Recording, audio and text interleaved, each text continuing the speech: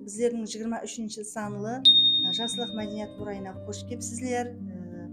Әр біріңіздің шаңырақтарыңызға амандық тілеймін, жұмыстарыңызға тасқын табыстар тілеймін. Енді мен өзімнің дөңгелектілерімнің осы 23 санлы Жасылық мәдениет орайының дөңгелектілері хақында айтып өтетін болсам, бұл қыз осы қананың иесі.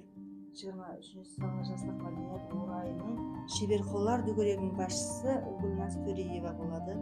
Онда 12 оқушысы бар. Сондай-ақ әрқилы көргізбелерге, районда болып жатқан тәжірибелердің барлық көргізбелеріне өздерінің құраған құрақларын алып барып, өзі басшылық етіп, апарып көрсетіп, қазіргі демалыс уақытында оқушылардың Голден паркте демалыс күндері арасында барып, сол құрақларын жайып, көргізбелер өткеріп атырыпты.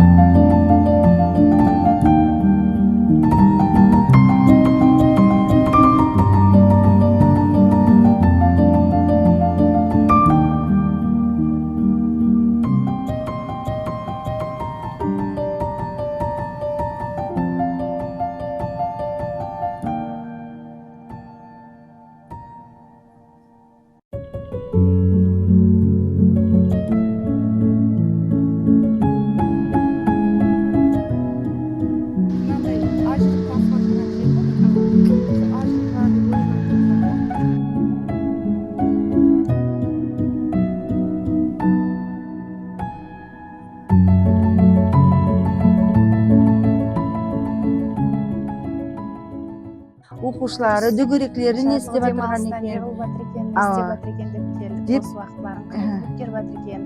Ауыл қызларының, балаларының, мектеп оқушыларының деген мақсатта келдік. Рахмет келгендеріңізге.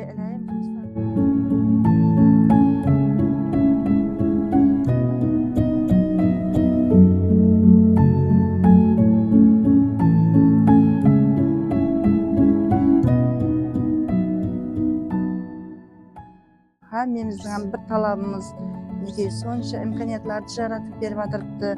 Ел басшыларымыз, президентіміз сол имканиятлардан пайдаланып, біздер де осы мәдениет орайын не қылдық, офен бюджетке қойып, осы дәрежеге жеткеріп, қар үйлерді салып берді.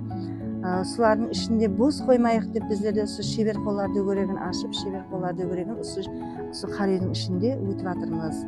Оқушыларымыз Құдайға шүкір бар, ұстазымыз бар. Сондай қолы гүл оқушыларымыздың тіккен тәскелерін, барлығын құрақларын қойып, осының ішін безеп қойыппыз. Енді қар үйдің іші өзінің арнаулы тоқылған ақ басқұр, қызыл басқұр деп осы басқұрлармен безетілу керек қой, ал біз керісінше оқушыларымыздың тіккен құрақларымен безеп қойыппыз.